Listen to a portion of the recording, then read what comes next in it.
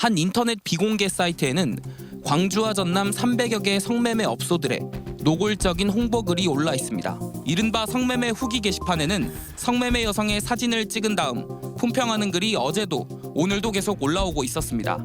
솔직히 말해서 그냥 별내용 없어요. 다들 달라요, 생각들. 이러다 말겠지.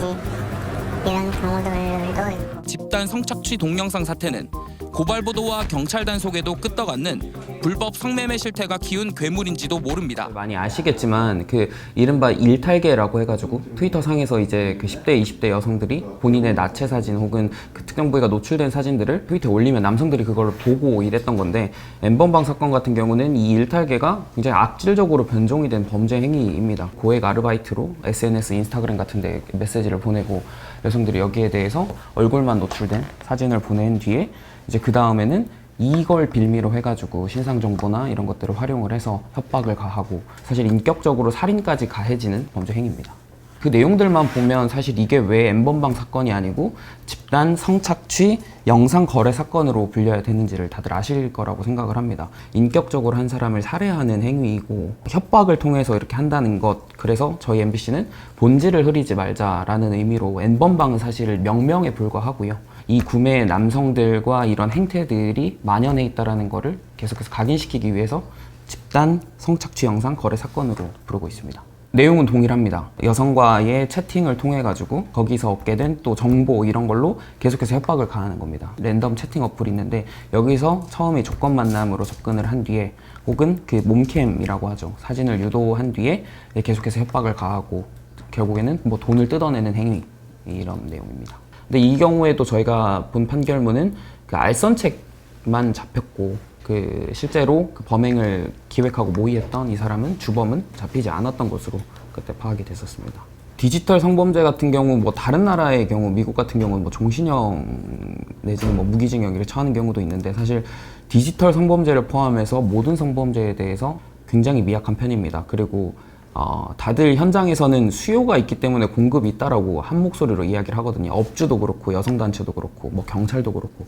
근데 성매수남에 대해서 저희가 취재해 봤을 때 재판에 넘겨진 이런 건수도 없는 걸 보면 사실 이게 감수성이 되게 무딘 사회라는 거를 볼 수 있는 대목인 것 같습니다. 거의 하나의 사이트로 운영이 되거든요. 그 주 사이트가 있는데 거기에 등록된 광주 전남 성매매 업소만 300여 개가 넘고요. 이를테면 상무지구 같은 데 나가서 로드샵이라고 표현을 하던데 뭐 안마시술소나 이런 데에서 음성적으로 이루어지는 것까지 포함을 한다면 그 숫자는 300여 개 훨씬 이상일 거라고 생각을 합니다. 난 단속반이 아니라는 걸 안심시키는 과정이 되게 힘들었고요. 전화로 예약을 해서 뭐 몇 시에 누구를 해달라 이렇게 하면 한 번 다시 인증을 거친 뒤에 편의점에서 만나자고 합니다. 뭐 신분증도 보고 SNS 대화 내용도 보고 뭐 카톡 내용도 보고 단속반이 아니라는 걸 증명하기 위해서 잠입 취재를 했었던 곳은 모텔에서 성매매가 이루어지고 있었는데 거기서 이제 엘리베이터도 다 통제돼 있고 비상구 같은 경우도 다 철문으로 봉쇄가 돼 있고 그런 부분들이 좀 인증을 뚫는 게 좀 어려웠던 것 같습니다. 뭐 단속이나 이런 것들을 사실 많이 좀 비웃고 있었습니다. 저희가 그 기사에서도 표현이 됐지만 한 번 걸려서는 봐준다더라, 그래 다시 한다, 이런 이야기도 있었고요.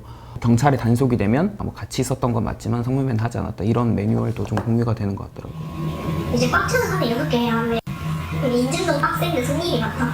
승리이 다 봐주는 걸로 알고